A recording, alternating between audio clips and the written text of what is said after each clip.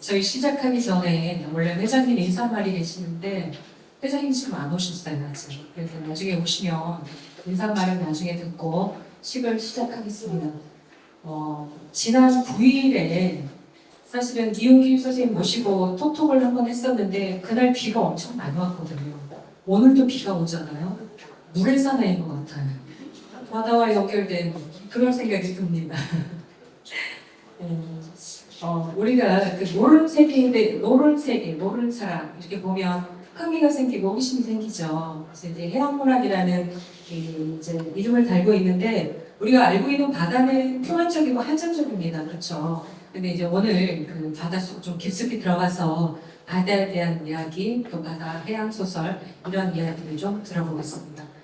먼저 작가님부터 이렇게 갈까요? 네, 그래서 작가님부터 그러면 잠깐 저는 오늘 사회를 맡은 소설 쓰는 나여경입니다. 반갑습니다.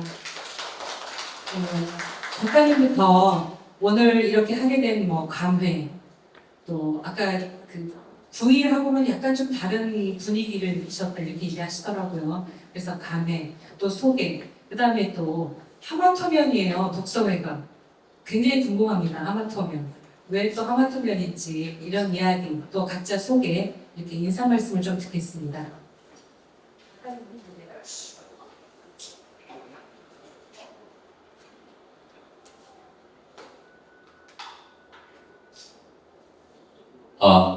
안녕하세요.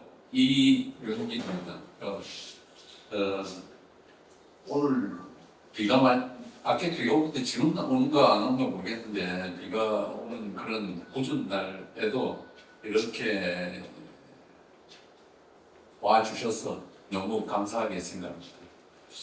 저는 배를 타니까 배 타는 사람은 비가 오나 눈이 오나 저는 상관없습니다. 그래갖고 오늘 날이 붓다 질다 이런 저는 상관이 없는데 이 국제 계신 분들은 비 오면 기차가 많이 움직이고 올라가고 있는데 오늘 이런 자리에 참석해 주셔서 대단히 감사하게 생각합니다.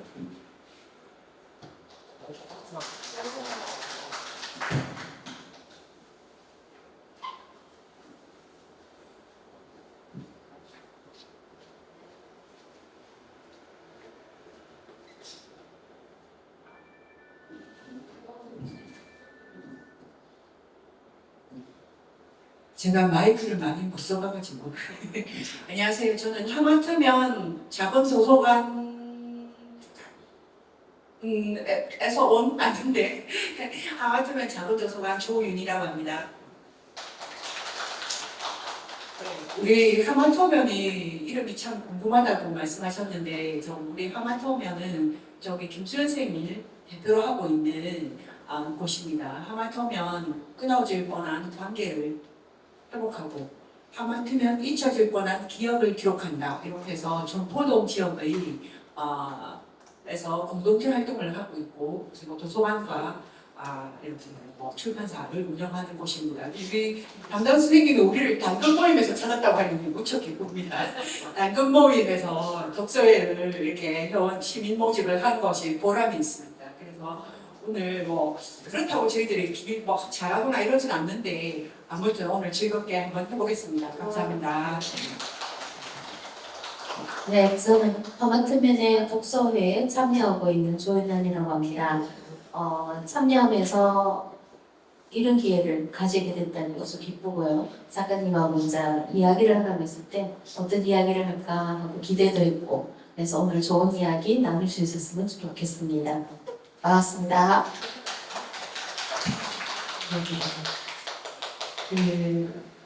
작가님 이력이 이 책 날개에 굉장히 많이 져서 상 받으신 거 많이 있습니다. 소개를 안 하셨는데 참고 전에 어떤 분이 보시더라고요.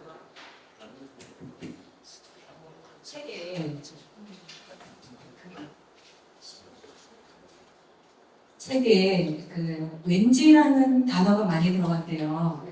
그래서 글을 쓸 때 왠지라는 그 말이 굉장히 신경이 쓰이더라고요. 저 같은 경우는. 그래서 작가님 이제 피와 살이 내는 그런 왠지라는 단어를 지적해 주신 어떤 분이 계셨듯이 오늘 하마터면에서 작가님께 피와 살이 내는 좋은 말씀을 많이 해주실 거라고 믿습니다. 또 대전자님을 비롯해서 하마터면 독서회는 또 작가를 직접 뵙고 궁금했던 일이나 그런 소설에 대한 또 개인적인 일도 좋고 작가가 앞에 계십니다. 그런 얘기 서로 나누면 좋겠습니다. 저는 진행이 원활하게 될 수 있도록 중간중간 끼어들어서 이렇게 진행만 도와드리고 대담자 두 분이 계시니까 오늘 대담자 두 분을 통해서 소설에 대한 또 작가에 대한 그런 깊이 있는 얘기 들어보겠습니다. 조은희 선생님부터 먼저 마이크를 잡고 이야기를 나눠주세요. 네, 감사합니다. 네, 저희들이 여기 문학 톡톡에 한번 오겠냐는 얘기를 지난 2월에 듣고 뭐 좋겠다 이렇게 해서 듣고요.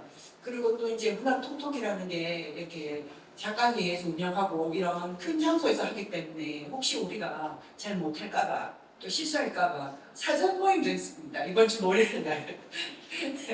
그렇게 해서 우리가 읽었던 얘기들을 나누어서 오늘 한 10분 정도 참석을 같이 하셨고요. 그리고 제가 이제 읽은 느낌을 먼저 말씀드리고 질문을 좀 드려볼게요. 저는 이제 다들 소설이나 문학을 읽는 이유가 다양하겠지만 그거 제일 먼저는 대리 체험이잖아요. 주인공의 삶을 나도 책을 읽는 동안 살아본다 이런 느낌인데 이 굉장히 생생한 대리 체험이 됐습니다. 어떤 면이냐면 우리가 영화에서나 특히 이제 파도와 싸우고 사투를 부리고 이런 장면들이 많이 나오잖아요. 그런데 거기서 영화나 이런 거 보면 저거 CG다 이거 알고 보잖아요. 영화를 볼 때는. 그래서 그냥 관람객의 입장에서 그냥 저거 CG 열심히 연기하네 이런 거 이제 볼 수 있는데 이 책은 우리 작가님께서 선장님이시기도 하고 오랫동안 이제 그런 바다 생활을 해오셨기 때문에 그 글들이 너무 생생해가지고 실제로 이렇게 굉장히 특히 맨 마지막 작품 죄송합니다 이름이 작품 남서대서양 거기서 오징어 막 걷어들이는 그 장면이 있잖아요. 그 장면 완전히 진짜 막 응원하면서 혼자서 웃으면서 읽었는데 그래서 너무 좋았습니다. 너무 좋았고 그리고 또 한 가지는 사실 저희들이 이제 그냥 바다 이러면 멋있다 마도로스 옛날에 이런 단어도 있었잖아요. 그러니까 멋있다 내지는 힘들겠다 이렇게 피상적으로만 생각하지 구체적인 삶에 대해서는 잘 모르는데 여기는 이 책에서는 정말 이제 선박회사와 또 여러 가지 선주들과 이해관계라든지 또 갈등이라든지 또 거의 노예 상품과 비슷한 원형 어선에서의 그런 선원들의 삶 또 그런 이해관계 또 진짜 너무너무 힘들 것 같은 어로노동 이런 거에 대해서도 잘 몰랐던 부분들을 조금 생각해 보게 된 그런 계기도 됐고요. 이제 그러는 와중에 왜 배에 대한 배의 명칭들, 기기들 이런 거 볼 때는 이거 뭐지 이렇게 약간 헤매면서 읽기도 했습니다. 그래서 전반적으로 저는 그런 되게 이제 좋게 읽으면서 과연 작가님에게는 바다는 물론 이제 이 책 속에서 많이 설명이 되어 있는데 많이 설명이 되고 이제 삶을 투영한 그런 문장들이 많이 나오는데 진짜로 작가님의 육성으로 나에게 있어서 바다는 무엇이며 이 해양 문학은 해양 소설을 나는 왜 쓰는가 이런 부분들도 궁금해지더라고요. 그런 부분에 대해서 질문을 드리고 싶거든요.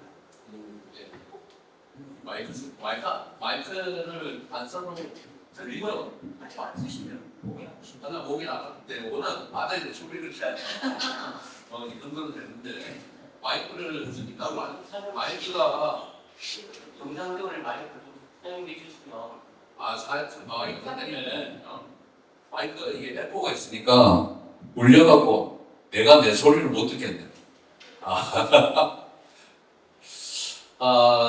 저는 어렸을 때부터 오랫동안 이제 바다에서 배를 탔는데 고향이 주문진이라 갖고 태어날 때부터 바다하고 가까이 있었습니다. 그 지금 본가에서 바다까지는 한 500m도 채 안 돼요. 강원도에 있는 집 자체가.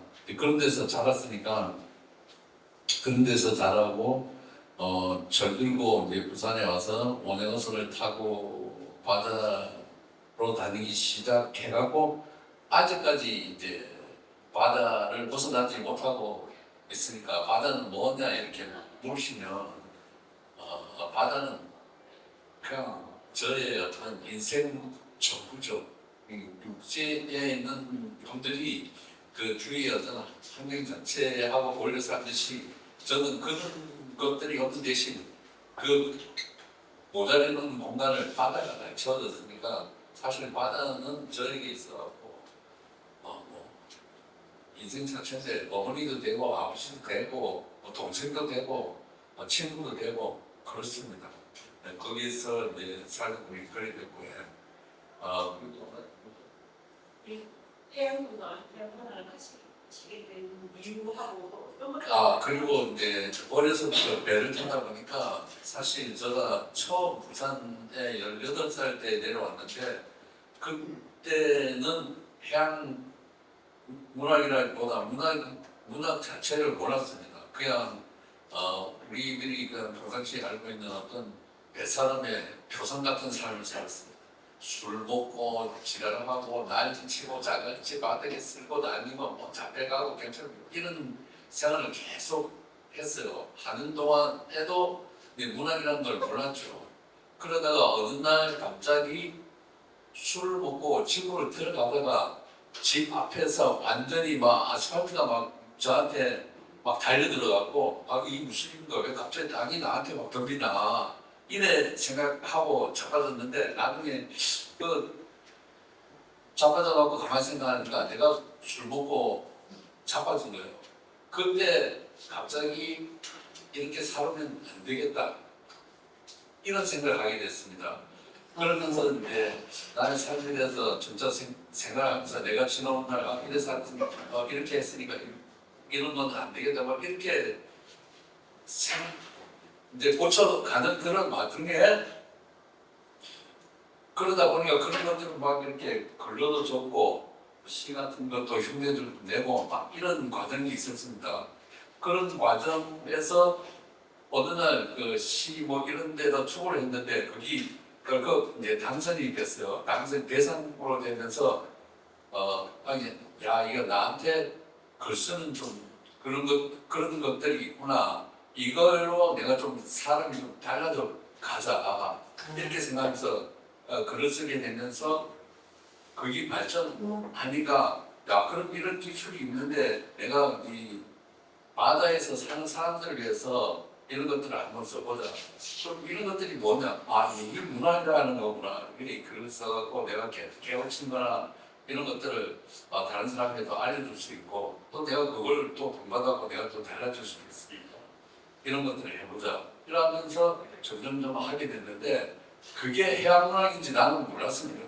몰랐는데 다른 사람들이 내가 뱃사람이니까 들어가고 배 얘기하고 막 이러니까 해양문학이라 해갖고 저도 지금 내가 하고 있는 게 해양문학이다 이렇게 알았어요.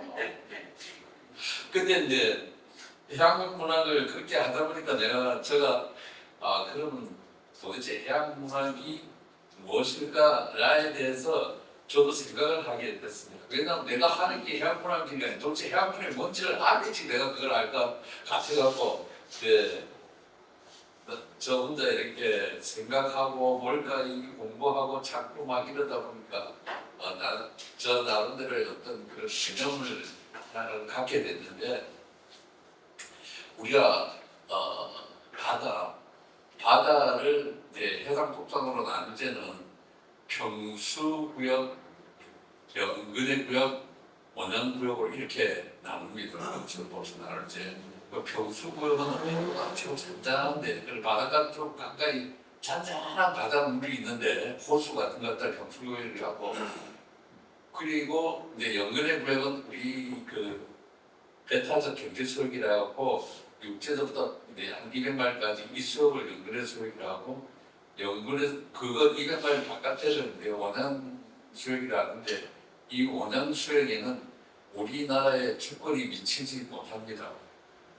우리나라의 배타적 경제 수력까지 우리나라의 주권이 미치고 그 밖에는 우리나라의 주권이 안 미치는데 그 밖에서 우리나라 사람들끼리 서로 주권을 가진 사람들이 싸우고 지지고 뽑고 이래갖고 일어나는 어떤 인문학적인 이런 일들을 시킨 것을 해학문학이라고 저는 그래 생각을 하니까 그러면 그런 상황에서 일어날 수 있는 것은 뭐 원형어선이라든가 아니면 외국학을 항해하는 상선이라든가 이런 뭐 본선, 보따민 본선이라든가 이런 쪽에서 일하는 인간들의 이야기를 해학문학이나 아니구나라고 저는 생각하게 되고 내가 쓰고 있는 게 그런 쪽에서 되겠습니까? 네, 전체적으로 이제 그 해학문학에 대한 기준을 잡고 그쪽에 대한 이야기를 계속 쓰기를. 근데 시사로 선생님은 시로 시작하셨나요? 처음 제가 시작은 시로 시작했습니다. 2007년도에 부산시와 부산문예협회가 그 주관하는 한국해양문학상에 시로 그 대상을 받게 됐죠. 물론 또 2007년도에 같이 또 서울에서 하는 개간문예라고 있습니다. 거기에 투표를 해갖고 영목 신인상에 당선되면서 그것도 저는 그걸 등단으로 이제 삼고 있는데 시로 시작하게 돼갖고 시를 쓰게 됐는데 시로서 이 바다에서 살아가는 사람들 이야기를 하려다 하니까 시는 뭐 다 죽이고 원리고 뭐 많지 않습니까? 근데 이런 장치들이 진짜 바다에서 살아가는 사람들의 얘기를 다 못하게 하더라고요. 압축하고 막 힘내고 저는 없애야 되니까 못하게 하니까 저는 바다에서 살아가는 사람들 내 얘기만 아니고 다른 사람들 얘기도 하고 싶은데 이런 거에 자꾸 걸리다 보니까 이거는 해갖고 가려면 소설을 써봐야 되겠다. 그래서 이제 소설을 쓰게 됐죠. 그래서 안 그래도 이 소설을 쓰신 분이 소설에서 볼때 작품인데 보통 걸 하라는 남자 있으면 맞아요. 네. 주인공 불러서요. 그 주인공을 여자로 쓰면서 특별한 장치가 있었어요. 사실 저는 이제 소설집을 많이 있습니다. 제일 먼저 쓰는 이 중편집 쉐링항이라고 무대가 저 캐나다 센트로렌스강 거기를 주무대로 활동하는 상점하고 또 바타비아 항로를 빌려갖고 옛날 자마이카가 바타비아였습니다. 그 대항해 시대 때 인도네시아 수도 자카르타가 바타비아라고 했는데 그쪽으로 가는 항로하고 이렇게 중편집을 냈고요. 그 다음에 이제 페타즈 경제수역이라고 단편집을 냈습니다. 그다음 하선점, 남극해 이제 남태평양 여기까지 왔죠. 오는 도중에 많은 사람들이 저보고 얘기하기를 니는 해양문학을 하는데 왜 뱃놈, 고기 뺀 놈들 얘기만 쓰나? 그리고 왜 그 사람들이 다 죽어야 되나? 왜 배 타는 놈들 다 죽어야 되나? 그게 뭔 해양문학인가? 이런 얘기를 엄청 많이 들었습니다. 그래서 그렇다면 내가 니네들 좋아하는 연애 얘기하면서 써볼게. 근데 그렇게 연애 얘기를 쓰는데 그러면 거기서 한 발 더 나가고 앞으로 이 세상이 전부 다 여성들의 세상이 될 건데 이 여자가 주체가 돼갖고 자기의 운명을 개천해가는 이런 것도 한번 해보자. 맨날 같이 뱃놈 남자들 얘기만 쓰고 뭐 이런 걸 잘하갖고 좀 더 미래 지향적인 그런 것들을 한번 써보자. 라고 해갖고 이제 남태평양을 썼습니다. 그러고 딱 쓰고 나중에 내가 저거 봤더니까 읽어보면서 저가 뭐 마치 페미니즘이요. 이 부산에서 선두 주자가 지그리 된 것 같은데 평론가들은 그거 얘기 안 하더라고. 저는 그 남태평양을 쓰면서 부산 여성들의 어떤 실질적인 기상과 좀 뭐라 할까 좀 그 스스로 운명을 개척해 나가는 그 미래지향적인 그런 점을 보여주기 위해서 나는 그냥 여기 썼습니다. 하여튼 그건 뭐 왜 남자 얘기만 쓰자고 해갖고 사람 얘기 그걸 썼어요. 예. 맞죠. 사람 뭐 먹고 사는 것만큼 사랑 얘기도 중요하기 때문에. 근데 제가 이제 그 남태평양 질문을 우리 조연아 선생님 하셨기 때문에 저도 이제 남태평양에 관한 질문을 드리면 남태평양이 그 이제 저도 굉장히 이제 뭐 그렇게 혼자서 요트도 나무 태풍선 적도 영성까지 갈 만한 그런 모험 정신이 아니지만 나름 조금 모험 정신이 있어서 혼자서 이렇게 뭐 이렇게 뭘좀뭐 걸어놓기라든지 뭐 하여튼 이렇게를 하는데 그래서 이제 자기를 찾거나 자기가 해보고 싶은 걸 위해서 뭔가를 도전한다 이런 개념은 좀 이해가 가는데 왜 주인공이 적도에 가려고 하는지는 사실은 좀 안 와닿더라고요. 그런 부분을 하고 그리고 또 아니 가서 못 돌아올 수도 있기 때문에 그랬나? 왜 성문한테는 간다는 걸 끝까지 숨기고 갔을까? 내가 잘 갔다 와서 당신하고 잘 살아볼게 하고 얘기해도 될 텐데 왜 숨기고 갔을까? 이런 느낌. 그리고 마지막으로 피지로 갔잖아요. 그래서 그러면 그렇게 해도 결국은 그 피지로 가는 게 예정돼 있었던 게 아닌가? 이런 느낌. 피지로, 그러니까 성공해서 그 사랑하는 남자랑 피지에서 아름다운 이렇게 사랑을 교시를 하는 그런 것들이 그냥 이렇게 모험에도 불구하고 피지로 가서 가는 것이 이미 예정돼 있었던 게 아니었을까? 뭐 이런 생각도 사실 들더라고요. 네. 그래서 그러니까 왜 그 적도에 가서 영성을 보려고 하는가 하고 왜 그 성문에게 떠난다는 말도 안 하고 갔는가 뭐 이런 정도로 그 궁금증을 해결해 주시면 적도는 그 피지나 하이트로 가려면 무조건 적도를 지나가게 돼 있어요. 지나가게 돼 있는데 이야기가 끝나는 부분이 적도예요. 그 다음에 적도를 갔는데 피지로 갔는지는 몰라.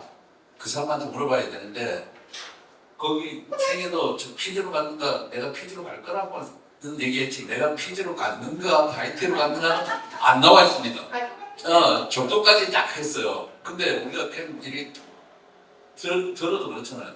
적도 이러면 뭔가 시뻘겋고 막 뜨겁고 화끈하고 뭐 그런 느낌이 들잖아요. 그래서 그 적도에 대한 마음을 줬죠. 왜냐하면 여기에 사람 얘기니까. 그리고 또 구설상 같이 나 다시 돌아와서 네 만나래 재미없잖아. 그럼 뭔가 좀 이게 어떻게 되는가 이런 걸 좀 남겨둬야 되잖아요. 그렇죠. 그리고 사실 처음 그 주인공이 배를 타고 떠날 때는 그냥 요즘 내가 대승비도 그랬는데 그냥 요트 타고 가다가 자기도 모르게 사라지고 싶어서 어디로 가든가 꼭 피지에 간다라고 하지만은 가다가 사라지려고 갔는데 가면서 이제 점차 자기의 어떤 지난 인생을 보면서 사랑을 하면서 그 사람에 대한 남자에 대한 그런 것도 확인하고 있면서 새로운 이게 아니고 새롭게 다시 출발할 수도 있고 저 사람이 진짜 나를 좋아하구나 그러니까 나도 새롭게 살아야 되겠다 이런 것들을 배를 타고 요트를 타고 가면서 그 어떤 풍랑이나 현상하고 이렇게 마주치면서 자꾸 깨우게 되고 자꾸 새로워지는 그런 것들을 하기 위해서 알려주기 위해서 그랬죠. 그리고 제가 어저께 얘기하는데 왜 여자 주인공 이름이 없나 이렇게 얘기한다. 그거는 이제 제가 일부러 그랬는데 읽는 사람이 네가 주인공이다. 네가 이 글을 쭉 따라가다 보면 네가 이렇게 항해하는 이런 기분이 들면서 내가라면 어떻게 할까 이런 느낌을 느껴보시라고 그 주인공 이름을 일부러 안 적었어요. 네. 그런 깊은 뜻이 있는지 몰랐습니다. 그리고요 거기 적도에 정착했을 때 닌텐도 때문에 난리 이제 들어가지고 뭐라는데 거기 날짜 2012년 7월 3일 아, 그건 제가 그 소설 초고를 완성할 때인데 마지막에 그걸 안 고쳤네. 2025년이나 고쳐야 되는데 그 저는 초고가 완성됐던 날이에요. 예. 그래서 그거 됐죠. 이 친구 네, 지금 방송하고 1년 그러더니 좀 이게 이제 주변 처음에 한 180m, 200m로 초구가 완성됐는데 시간이 지나가면서 자꾸 고쳤어요. 고쳐갖고 이 300m, 300m.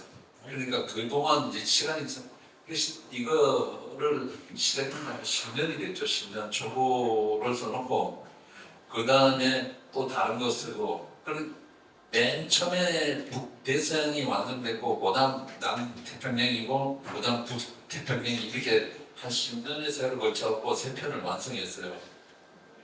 그러다 보니까 그런 것들이 있습니다. 아, 그걸 고쳐야 되는데 그걸 안 고쳐요. 아, 그러면 앞으로 나올 때는 고치실 겁니다. 그대로 가셔도 될 것 같은데 보니까. 네. 또요. 또 왜 질문이 잠시만요. 하마터면 뜨겁습니다. 네, 그 낭독하실 분이 두 분이 지금 준비하고 계셔서 저희가 시간 분배를 조금 해야 될 것 같아서 처음 고은님 모시고 낭독을 듣겠습니다. 왜 그 대목을 읽게 됐는지 그런 설명 조금 해주시면서 낭독하시면 좋을 것 같습니다. 네. 아분 나오시고 마이크.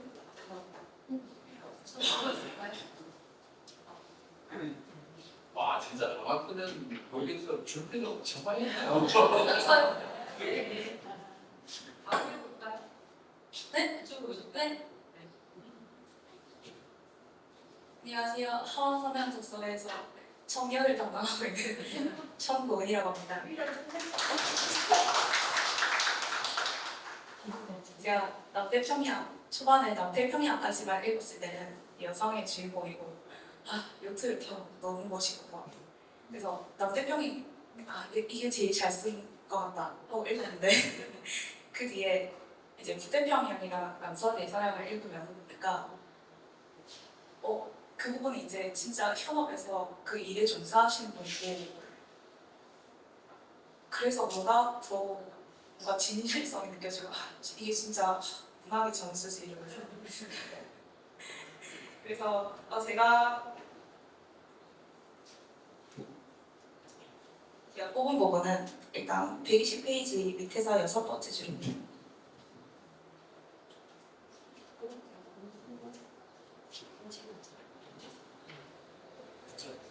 저는 이제 막 읽어보겠습니다. 우리는 성공할 수 있을까요? 문득 강 사장이 나를 향해서 작은 목소리로 물었다. 나는 강 사장의 목소리를 듣는 순간 슬픔 같은 것이 가슴 밑바닥으로부터 서서히 차오르는 것을 느꼈다. 강 사장도 나와 마찬가지로 미래에 대해서는 불안했다. 그 불안의 덩어리가 묵직하게 강 사장의 마음도 늘고 있었던 것이다. 성공하는 쪽으로 승부를 걸어야겠지요. 그리고 두 번째로 고른 부분이 있는데요. 132페이지 첫 번째 줄인데요.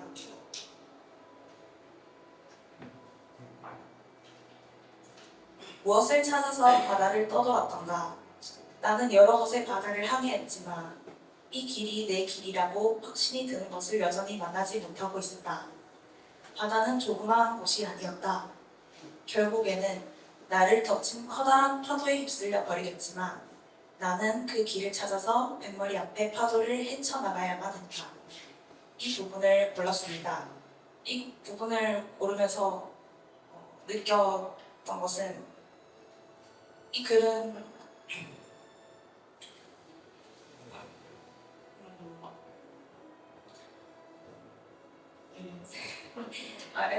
느낀 게 많았습니다.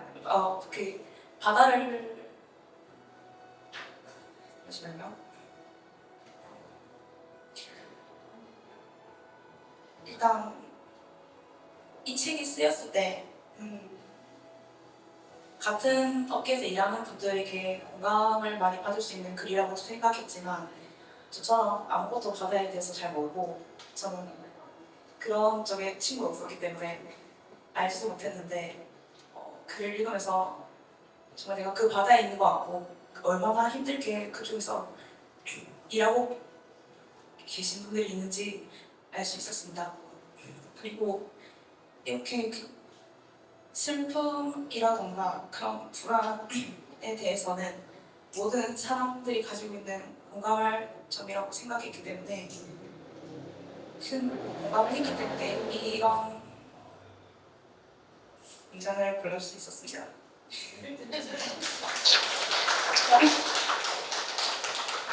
감동해서 우시는 줄 알았습니다.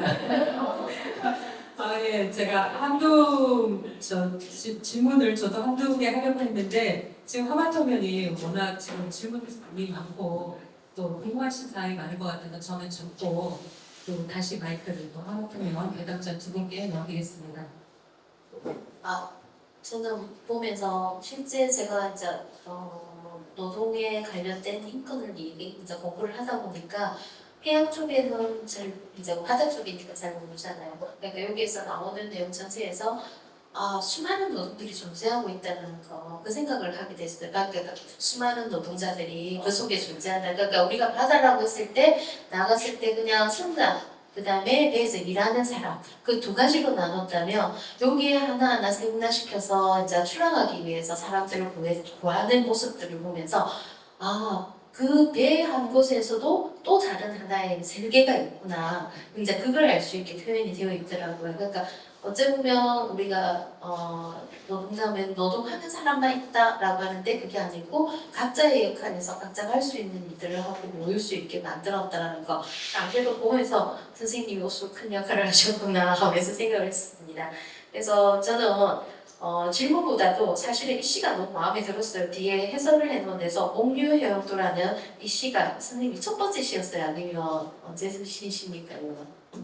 그 시가 저도 시를 쓰니까 시집이 있습니다. 시집이 7권이 있습니다. 네.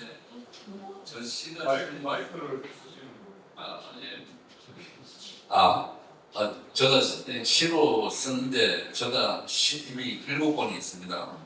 그 목류 회원들은가 실린 시집은 파도공화국이 아니면 더 부르거든요. 파도공화국 때 더 부르거든요. 거기에 시인데 이 시들이 진짜 완전 다 절찬인데 사람들이 시집을 또 안 사보는 거라 참 죽겠어요.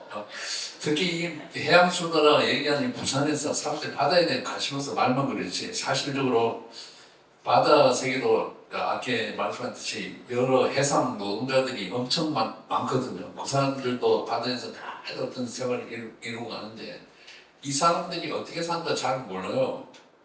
그래서 시작한 것이 이 사람들의 얘기를 육지에 있는 사람들에게 들려주자라고 해갖고 이제 시를 쓰려고 했는데 저 우리도 저런 것도 저렇게 쓰면 이제 좀 뭐 시가 좋다, 뭐 이쁘다 뭐 이런데 실질적으로 바다에서 고생하는 사람들이 얘기 잘 몰라요. 그러다 보니까 이제 소설을 쓰게 됐죠.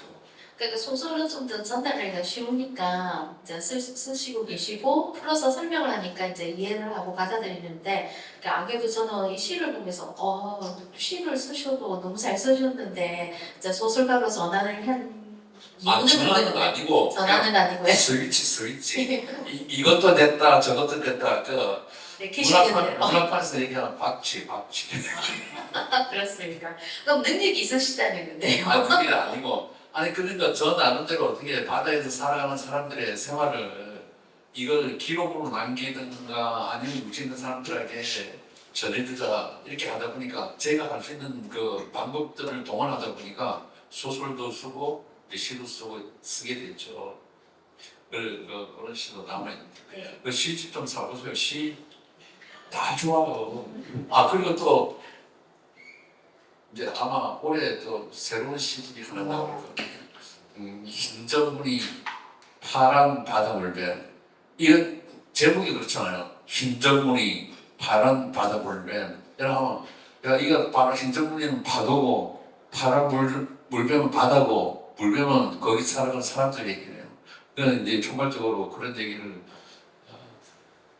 시집을 내려고 지금 준비를 하고 있습니다. 시집도 많이 사보세요. 나오면 시집을 하겠습니다. 아, 그거 읽어보세요. 읽어보고 바다에서 살아가는 사람들이 이런 생각을 갖고 있구나.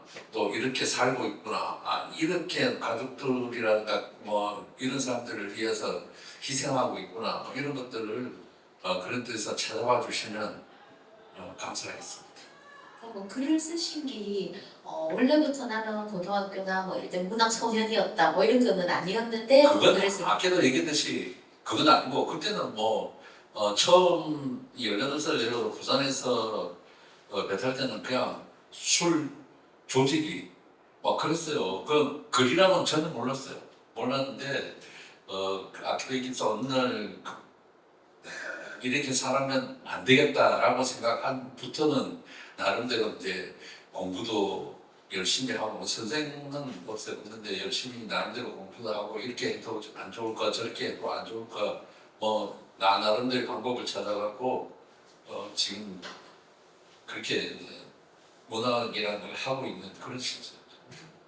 그러면 이제 바다에 나가 계시는 시간들이 여전히 많으신데 체력이 되시는 한은 계속 바다에 나가실 계시네. 네네네. 저가 지금은 이제 앞에 그 읽으신 그 북태평양은 제가 선장을 은퇴하고 나서 나도 동원산업 회장 김재철처럼 될 수 있다. 그러니까 나도 한번 사업하겠다. 내가 배를 지금까지 갔으니까. 그래서 그때 배를 내리고 나가고 도목으로 사업할 때 얘기예요. 그 배는 직접 내가 타고 나가고. 그래서 또 거기에 나온 얘기들이 좀 더 절실할 줄 몰라요. 내가 근데 이렇게 마지막으로 이거 한번 해보자 이러고 시도했던 거고. 선장은 이제 2013년에 마지막으로 은퇴했습니다. 그때 마지막으로 갔다 왔던 데가 남서대서야. 거기 마지막 제가 선장으로서 그 출업했던 때 그때의 이야기가 남서대서니 이제 그거 이후에 이제 사업하다가 5년 동안 하다가 거들가 걸배는 국제업소라고 해서 뭐 약간 프리랜서 같은 시험이 있었습니다. 그 시험을 쳐갖고 이제 전 세계 국제기구에서 해양 국제기구에서 원하는 어떤 그런 것들이 충족되는가 안 되는가를 감시 관찰하는 그런 직업인데 그 직업으로 이제 바다를 계속 다니고 있죠. 근데 이제 제가 뭐 선장을 한 20몇 년 동안 했으니까 계속 사람들이 선장으로 불러주기를 좋아하죠. 그래서 지금도 이제 선장으로 다 통하고 또 아직까지는 뭐 해기사 자격증을 갖고 있으니까 충분히 뭐 그런 거에 대해서는 당연히 뭐 그렇게 불러도 된다라고 저는 생각을 하고 있죠. 읽으면서 서로 정말 현실적으로 이제 경험하신 걸 그대로 쓰셨기 때문에 굉장히 마음에 많이 와닿고 이 젊은 시절에 이제 들어갔을 때 시작부터 해서 마지막 끝나는 순간까지 굉장히 누구나 어떤 선택을 하는 순간들이 있는데 그 선택에 후회하지 않기 위해서 결국 어쩔 수 없이 하게 더 된다라고 설명을 막 해놓으신 걸 보면서 바다에 갔는데 그 바다가 결국 내 길이다라고 생각을 할 수밖에 없는 그런 뭐 절실하게 와닿는 계기가 있었다든가 뭐 이런 거는 어쩔 수 없이 왜 생계로 나가는 사람들도 많이 있잖아요. 처음에는 학교 졸업하고 이제 수험고등학교 졸업하고 배 탈 때는 어쩔 수 없이 생활에 쫓겨갖고 배를 타게 됐죠. 그때는 이제 제가 집안에 장난인데 배를 안 타면 동생이나 시골에서 집안에 사람들이 다 굶어야 되니까 어쩔 수 없이 배를 타게 되면서 같은 또래 친구들이 뭐 공부도 하는 이런 거 뭐 엄청 부러워하기도 했는데 점점 세월이 가면서 야 그래도 내가 바다를 택하고 배를 탄 것이 지금 이런 노후에 와서는 큰 자산이 된다. 그 자산으로서 내가 글을 쓰니까 그 인생이 처음 힘들다고 해갖고 절대로 그 절망하거나 포기하거나 이럴 필요는 없을 것 같아. 그래서 생각했어요. 그래서 지금은 아주 즐겁게 하고 가고 있습니다. 바다 가면 밥 주제, 잔소리하는 사람 없제, 적당히 운동시키는 주제, 이거보다 좋은 게 없어요. 특히나 또 저희들 옥수 같은 거는 정년이 없습니다. 정년이 없어가지고 저도 체력이 돼갖고 내가 이제 막돈 5만 불른다 이라면 안 나가도 되죠. 근데 누가 강압적으로 니 이제 은퇴해라 이거 없어요. 그래서 바다 나가는 것도 이제는 아주 즐겁게 그래 나가고 있어요. 아마 꼭 나갈 게 있어요. 친절해서 그 말씀하실 때 행복해 보이셨어요. 아니, 지금도 얼굴이 표정이 그리고 제가 문학을 하는데 네. 육지에 들어와서는 바다 얘기를 제가 한번 써봤는데 못 쓰겠더라고요. 못 쓰는데 바다에 나가고 막 파도가 치고 바람이 불고 막 배가 뭐 뒤집질러 난리 요동을 치고 이럴 때 세상에 다 앉아갖고 이제 글을 쓰기 시작하지 않습니까? 그럼 이제 어떤 그 상황에 대한 묘사나 이런 것들이 그냥 그 상황을 그대로 적으면 돼요. 야 파도가 쳐갖고 내가 이렇게 기울어진다 할 때는 기후를 들여서 쓰셨어요. 네, 이런 상황이라든가 이런 것들 때문에 글 쓰기가 너무 좋더라고요. 그러면서도 내가 이럴 때 내가 뭔 생각을 하고 있지? 내가 이 죽구나 말이야. 근데 육지는 이런 상황이 없잖아요. 없고 이러다 보니까 바다에서 너무 글 쓰기가 좋더라고요. 그래서 이제 좋습니다. 네. 그 사실 저 읽으면서 그런 이제 금방 말씀하셨던 정말 생생한 그런 얘기들을 지금 그때 막 휩쓸리시면서 이렇게 쓰셨다는 거죠. 이제 글을 정말 그랬을까 싶을 정도 생생한 언어로 이렇게 쓰셔가지고 많은 이제 새로운 또 이제 그런 공감 이런 것들이 있었는데 한편으로는 읽고 난 다음에 좀 답답한 느낌도 들었거든요. 왜 그러냐면 그 남서대 서양 거기서 보면 그 이제 오징어를 엄청 올리잖아요. 2,000펜 네. 네, 올렸는데 그 다음에 드디어 이제 좀 모르겠다 막 이렇게 좋아하고 있었는데 가니까 막 가격을 막 후려쳐. 그래가지고 그렇게 하고 이렇게 하니까 덮고 나니까 역시 인생이라는 게 그렇게 끊임없는 파도가 계속 치듯이 그렇게 뭔가 이렇게 뭐 이번 거 해결하고 나면 다음에 다른 문제가 몰려오고 이렇기 때문에 우리 이제 이은별 작가님의 이 작품들도 그런 이제 그런 현실을 독자들에게 이제 그대로 보여주시는 건가 이런 생각도 들었고 또 한편으로 아까 이제 원양어선 우리나라 이렇게 그게 다 닿지 않는 원양어선 그 멀리 그 어로 속에서 그 같이 이제 했다는 사람들끼리 어떤 다툼 이런 얘기 말씀하셨잖아요. 그런 것처럼 약간 그런 부분들을 볼 때 이렇게 사람에 대해서 조금 이렇게 너무 이렇게 많은 부침 이런 것 때문에 조금 그렇게 믿지 않거나 이런 부분도 있으신 건가? 이런 느낌이 살짝 들었어요. 아니 사람 믿습니다. 믿는데 안 믿는 경우가 많이 있죠. 우리 사람이 좀 감사하잖아요. 저는 그 바다에서만 혼자 생활을 많이 하니까 육지에서 사람을 만나고 막 이런 게 좀 두렵습니다. 두렵고 지금도 기본적인 그 저의 그 인생관은 이제 앞으로 사람들이 더 여행을 지금까지 아는 사람으로도 좋거든. 그 중에서도 사람들이 자꾸 떨어져 나오고 막 이래야 되는데 또 굳이 뭐 사람들 알고 노력하면서 거기서 오는 스트레스 뭐 이런 거 그냥 너무 힘드니까 저는 뭐 사람들이 줄여나가는 추세입니다 지금. 그래서 뭐 사람들 믿고 안 믿고라기보다 정면은 그런 입장이고요. 그리고 또 거기에 보면 책에 보면 전에 저 처음 막 초창기 때 막 쓸 때는 그때는 제가 배에서 선장을 하니까 항상 시점이 내려볼 시점이었어요. 내려볼. 그 선원들이라든가 이런 사람들을 내려보는 시점이어갖고 거기에 대한 질투가 많이 있었어요. 그런데 이제 옥석을 하면서 내가 선장이 아니니까 바닥에서 기어야 되는 거예요.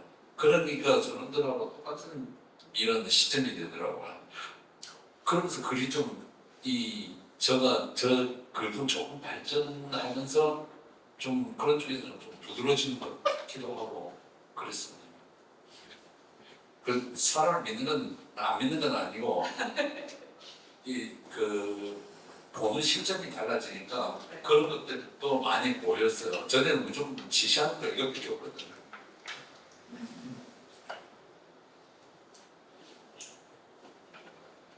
잠깐 쉬어가겠습니다.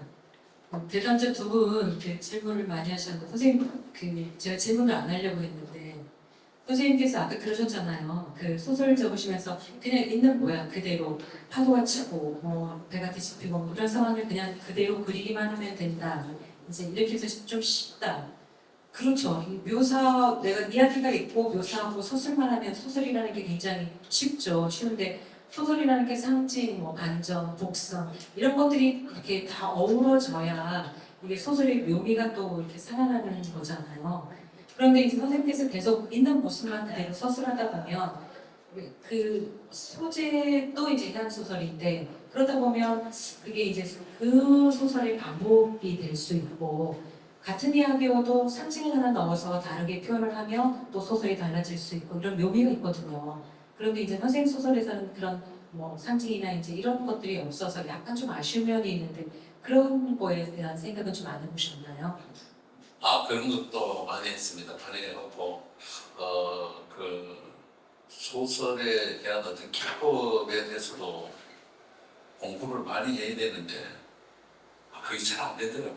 이 능력이 좀 모자라갖고 그런 것들이 있어야지 소설이 더 풍부해지고 문학적으로 완성도가 높아지는데 그러지 못하고 있다는 것에 대해서 매일 밤마다 자책하고 있습니다. 거기에 대해서는 항상 생각하고 있어요. 있고 이걸 어떻게 하면 더 그런 것들 소설적이나 이런 것들을 더 풍성하게 만들 수가 있을까에 대해서 고민을 많이 하고 있습니다. 네, 선생님 그 소설이 현실적이고 굉장히 아까 이제 오징어 잡는 그 묘사 얘기하셨는데 굉장히 현실적이고 이렇게 박진감 있게 다가오고 좋거든요. 근데 이제 조금 이제 아쉬운 제가 읽다가 그런 이야기를 좀 드려봤습니다. 지금 시간이 우리가 지금 너무 부족한 것 같습니다. 그 두 분이거든요, 낭독자분이. 그래서 유현대님 모시고 낭독 듣고 아까처럼 왜 그 부분을 택했는지 그런 이야기도 좀 들어보겠습니다. 유현대님 모시겠습니다.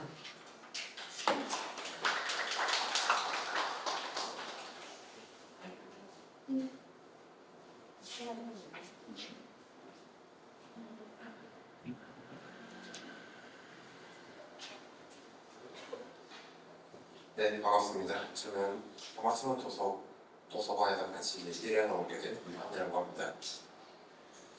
제가 굉장히 뭐랄까요, 생각지도 못했던 비유로 좀 자신의 그런 심정을 묘사한 부분이 있는데 그게 106페이지에 거의 중간쯤 보면은 이제 주인공인 나가 그냥 조선소 플로팅독에서 그냥 이제 안정적인 그쪽으로 이제 가려고 하다가 이제 마음을 바꿔서 다시 이제 배를 타고 나아가려고 결심하는 그 대목인 것 같은데 맞습니까?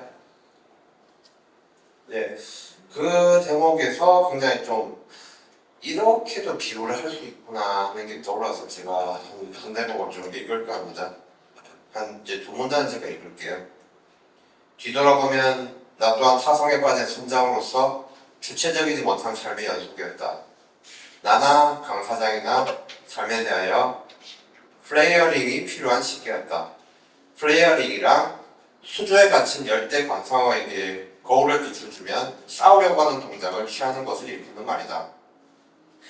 야생 상태에서 활동하지 못하는 게을러진 관상어 야감이에 지느러미가 오는 등 엉키는 현상이 생기는데 거울을 비춰주면 거울에 비친 자기 모습에 자기 구역을 침범한 다른 놈인 줄 착각하고 관상어는 꼬리를 세우고 아가미를 벌렁댄다. 그리고는 또 하나의 자신을 향해 자기 구역을 지키기 위하여 싸움하듯이 공격적인 자세를 취하게 된다. 이때 마치 수컷이 암컷을 보고 성적 흥분을 일으키면 발기를 하듯이 관상어가 야성을 다시 찾고 지느러미를 일제히 일으켜 세움으로 엉킴을 방지한다는 이론이다. 나는 생각했다. 어쩌면 우리 인생에서도 플레어링이 필요할 것이다. 풀 좋은 인생에 어떤 동기를 부여하는 것이다. 인생에 단 한 번만이라도 안으로 침잠에 들어간 열정을 끄집어내야 한다. 지나온 인생을 거울에 비추어 남은 인생을 플레어링해야 한다. 무엇보다 나는 마음 맞는 사람과 노년의 인생에서 무엇인가 이루어보고 싶었기 때문이다. 저는 이 대목을 처음 보면서 나 자신의 마음을 다듬는 여러 가지 비유 중에 굉장히 다른 분은 어떨지 모르겠지만 제게는 이게 굉장히 좀 신선하게 다가왔어요. 플레어링이라는 것이 있었구나. 나 오늘 처음 들었다. 좀 그런 생각이 들어서 굉장히 이 주인공의 나의 심정이 어떻게 바뀌는지 굉장히 좀 비유를 정말 좀 시쳇말로 찰떡같이 좀 해놓으셨구나. 좀 그런 느낌이 들어서 이 대목을 뽑아봤습니다.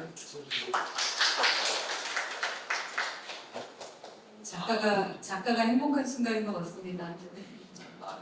여기 이 대목은 아까 제가 얘기했듯이 제가 선락을 끝내고 이제 어떤 이 수산업 동업자로서 내가 여기 선장으로서 머물 게 아니고 다르게도 또 살아볼 수 있다라고 생각하는 대목이었어요. 그래서 주변에서는 니는 그냥 선장 계속 하면 그때 저거 이제 같은 그 원양업 그쪽에서 같은 그 업법으로 다니는 배 그 주변에서 제가 톡 찍을 텐데 니는 그냥 톡하고 그래 살면 앞으로 편안하게 살 텐데 굳이 다 털어먹을 그 일을 왜 하느냐고 나한테 많은 사람들이 지적을 많이 했습니다. 근데 제가 생각할 때는 야 내가 그래도 내가 선장까지 했는데 이만하면 됐다. 처음에 생각 목적이 선장이었으니까. 근데 여기서 안전하면 나는 그냥 선장으로 그냥 인생 살다 끝나버리고 그냥 변동을 인생이 끝장나니까 좀 더 다르게 또 한 발 더 나갈 수 있는 그런 기회가 있는데 이걸 내가 안 해보면 안 되겠다. 나는 무조건 해야 된다. 그래서 결과적으로 다 털어먹었지만 그래도 나는 거기에 대해서 쟤는 후회하지 않아.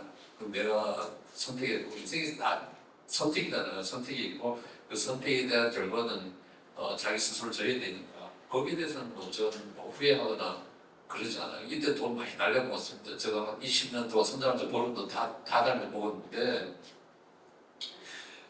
그래도 내가 살아가면서 내가 뭔 것을 해보고 싶었을 때 해보는 것 그런 것들이 여기에 이제 적어놓은 것 같아요. 북태평양은 저한테 딸이 둘이 있는데 나중에 내가 죽고 나서도 애들이 봤을 때 아빠가 이렇게 살았다는 것을 알아주기 위해서 이거 썼는 거거든요. 저의 자존심 비슷하게 일어서는 거예요. 그러다 보니까 그동안 내가 어떻게 살고 뭐 이런 것들이 많이 저의 인생관이라는 가치관 이런 것들이 여기에 많이 녹아들어가 있죠. 북태평양에. 그렇습니다. 지금 시간이 많이 돼서 한 두 분이 대담자 한 질문씩 또 듣고 그다음에 이제 마무리를 하겠습니다. 두 분이 마지막 꼭 해야 되겠다. 이거 꼭 좀 잠깐 들어봐야 된다. 하는 질문 있으면 하나씩 이쪽에서 하나씩만 해주세요.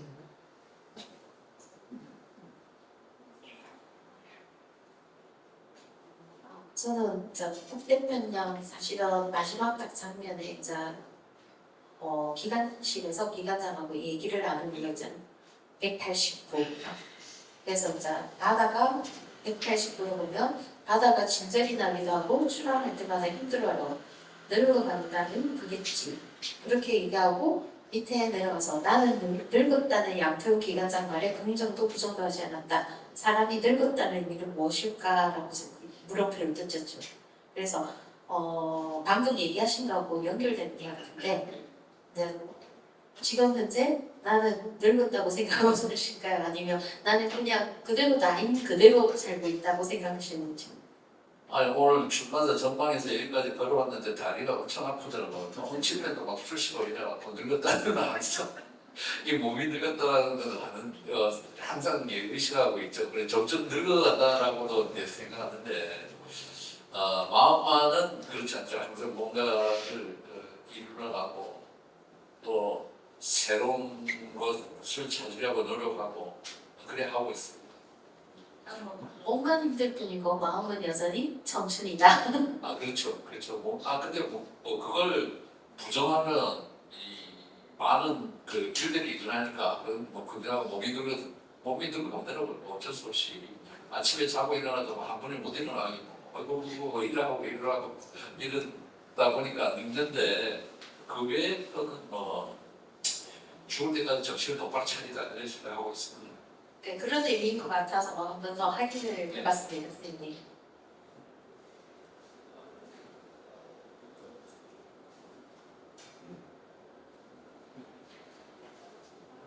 그러면 저도 마지막 질문을 드리겠는데 사실 제가 이제 저도 이렇게 읽으면서 그냥 이 문장 좋아 이런 느낌 나는 띠지를 많이 붙였는데 지금 읽어주신 부분들이 저도 띠지를 다 붙였던 그런 부분이라서 진짜 보는들은 비슷한 겁다 이런 생각도 하게 되는데요. 저는 만약에 저보고 읽으라고 하면 여기를 읽어야지 여기에 붙여놓은 거 특별히 남서 대서양 중에서 두 개가 있었는데 박만복 선장 211페이지입니다. 박만복 선장인지 의 마음을 심정을 바다에 대한 마음을 그리는 두 가지 페이지를 짧게 여쭤보고 싶은데 박만복 선장은 희망과 절망이 교대로 밀려오는 파도를 보며 생각에 잠겼다. 어쩌면 삶은 전쟁과 같았다. 서로 우위를 차지하려고 치고받고 그렇게 아웅다웅 살아가야만 하는 전쟁터이다. 그러나 뱃사람이 되어 바다로 나오면 싸워야 할 상대는 디자인이 된다. 박만복 선장이 무한한 능력의 제왕이 되어 무너뜨려야 할 적은 대양이 된다. 자연은 내묵하고 정교하지만 거기에 맞붙어 인내하고 버티고 부딪히고 마찰해서 살아남을 때가 있는 것이다. 자연을 이겨냈을 때의 통쾌함, 바다를 눌렀을 때의 뿌듯한 행복감, 이런 것들이 없었다면 바다는 아직도 경외의 저 세상으로만 남아 있었을 것이다. 이 부분하고요. 223페이지에 보면 그 이제 못 나가게 돼서 거기 보러 갔잖아요. 펭귄. 이제 그 장면인데 바다와 박만복 선장만 남았다. 눈앞에 광각에 펼쳐져 있는 남서대서양과 그 신비로운 남빛이 해안 절벽과 맞닿으며 용오름치는 파도. 파도는 한꺼번에 모든 것을 잡발들이듯 현것 치무사 갯바위를 때리고 바다로 되돌아갔다. 파도는 그렇게 바다로 돌아갔다가 몸내 미 풀리지 않은 듯 다시와 갯바위를 무지막지한 힘으로 쳤다. 그것을 기다렸다는 듯이 갯바위는 파도에 목을 끌어안고 엎어졌다. 박만복 선장은 생각에 빠졌다. 저런 것이 사랑이 아닐까. 사랑이 아니라면 결코 할 수 없는 짓이라는 생각이 들었다. 이 부분에서 저는 그러니까 그 싸움, 파도와의 싸움, 자연과의 싸움, 그리고 마치 파도가 바위를 이렇게 탁 끌어안는 것이 사랑, 이런 두 가지 감정이 우리 그 작가님께서 이제 소설을 쓰면서 그런 감정들이 계속 교차하지 않았을까? 이것이 바다를 향하는 작가님의 마음이 아닐까? 이런 생각을 해봤거든요. 이 부분에 대해서 어떻게 생각하시는지 말씀을 드리겠습니다. 예. 일단 다 옳은 말씀입니다. 옳은 말씀이고 바다에 대한 사랑 없이는 바다에서 살지 못하죠. 일단 한번 갔다 오면 바다가 완전 지겨워서 그 다음은 바다로 가지를 않습니다. 우리 옥사분들도 젊은 친구들은 한번 바다 갔다 오면 못 가거든요. 가기 싫어하고 날개를 붙이는데 그건 사실 바다에 대한 깊은 이해라든가 사랑이 없기 때문에 바다는 뭐 인생과 다 똑같습니다. 여기서 보면 뭐 그 오르락 내리락 파도 막 올라갈 때는 야 이제 내가 살아나는구나 이렇게 생각했다가 또 파도가 막 뱃머리가 파도 속으로 막 들어오면서 꽂힐 때는 야 내가 죽겠구나 뭐 이런 과정 어떤 기복이 교차되면서 거기에서 내가 살아났다 하는 그런 기쁜 마음 그런 것들이 어떠면 또 사람도 그렇지 않습니까? 사람도 밀당이 있어야지 재미지 밀당 없는 사람은 재미가 없다 아닙니까? 그렇듯이 이제 다 바다에 대한 그런 게 없으면 그 바다에서는 살 수가 없죠. 그렇습니다. 네. 토마토면 대담전 두 분이 독서에 대담전 두 분의 지금 질문과 또 작가의 그 답을 들었습니다. 객석에 계신 분 중에 나도 하마터면인데 하신 분 계실 것 같습니다. 객석에 계신 분들 한 두 분 정도 질문을 받아볼까요? 네, 정한나 선생님. 하마터면 낫지. 시인이십니다. 네, 정한나 선생님.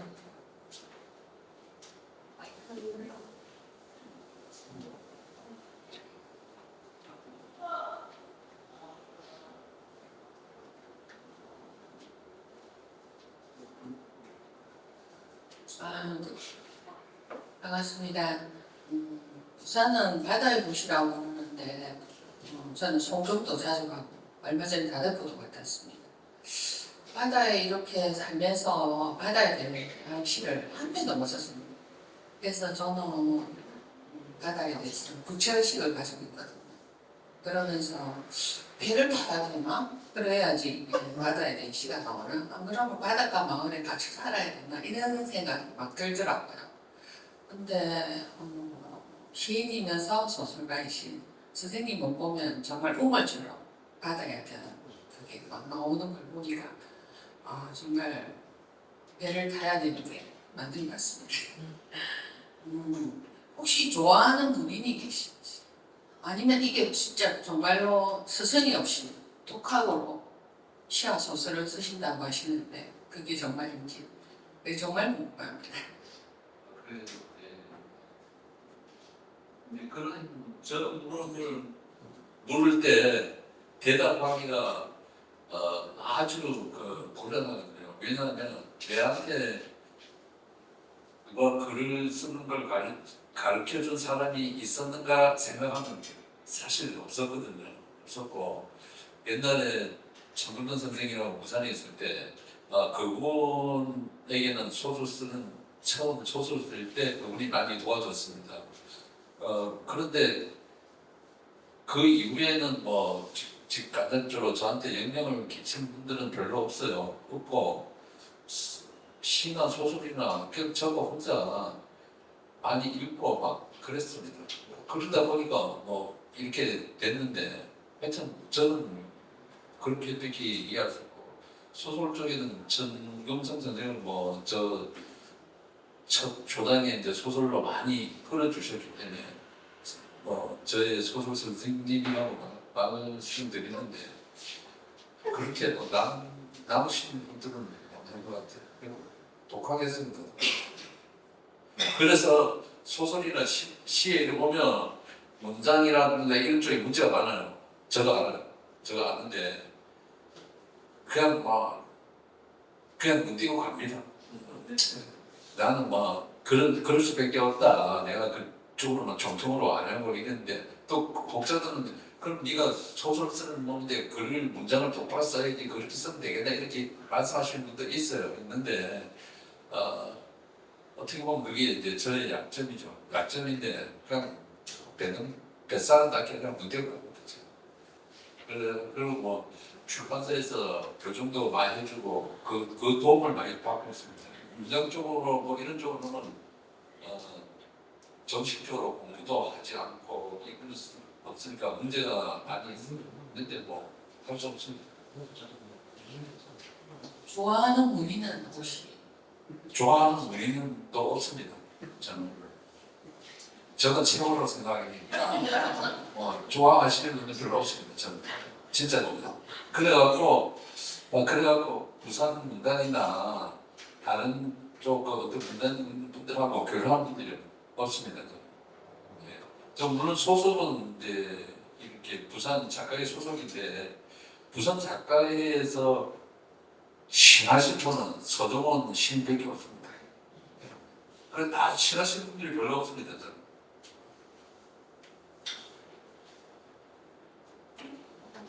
고맙습니다.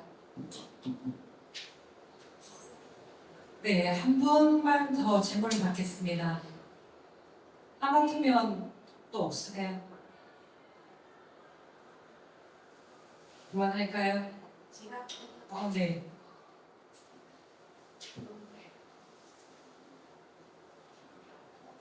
저는 앞에 나가신 두 분 선생님들과 작가님께서 궁금하신 부분을 다 긁어주셨기 때문에 개인적으로 궁금한 거 왜 오어선장이라고 닉네임을 택하셨는지 그게 제가 한 4년 전에도 들었던 것 같은데 까먹어서 다시 궁금해졌습니다. 저가 이제 글을 처음 쓸 때 보니까 한국 그 문단사 옛날 조선시대나 이런 사람들 글 잘 아주 유명하신 분들을 다 호가 있더라고요. 근데 그걸 나도 가지고 싶던데 누가 그걸 해주는 사람이 없었어요. 한 20년 전에 그 처음 글쓰기 시작을 제가 2005년도부터 해서 이제 20년 정도 됐습니다. 그때 시작하면서 그러면 사람들이 틀림없이 만들어줄 사람들이 없을 테니까 내가 만들자.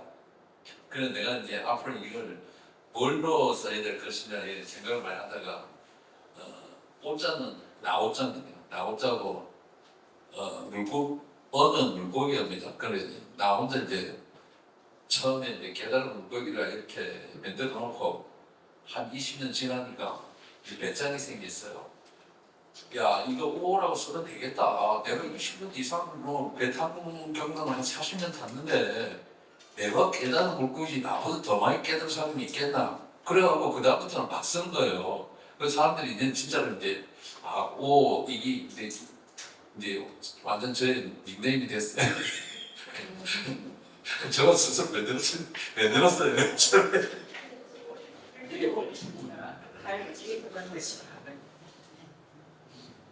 네, 그 해양 문학이 부산이 바다라서 해양 문학이 중요하다 이런 문제를 떠나서 이제 기후 문제와도 관련해 보면 해양 문학이 앞으로 굉장히 중요하다고 생각합니다. 플라스틱이니 뭐니 중금속이니 바다에 지금 떠있기도 하고 또 소설 속에 나오죠. 그 무풍지대가 지금 기상이변으로 달리 변화하고 있다 이런 이야기. 질문은 아니고 앞으로 이제 해양 소설을 계속 쓰실 거니까 그런 생태 환경 관련된 소설도 써주셨으면 좋겠다라는 그런 바람을 한번 작가님께 드려봅니다. 오늘 해양과 관련된 우리가 알지는 못하지만 간접적으로 아주 많은 해양과 바다에 대한 이야기 많이 들었습니다. 이은길 소설가께 또 조영란, 조윤희 대담자께 박수 한번 보내주시기 바랍니다. 대전 124회 시민과 함께하는 문학 톡톡 여기서 마치겠습니다. 고맙습니다. 그리고 제가 책을 가져왔어요. 네권인데 네권 책 없으신 분들 책 드릴게요. 이 저도 가져왔습니다. 와서 가져갔어요. 네권 선정술입니다.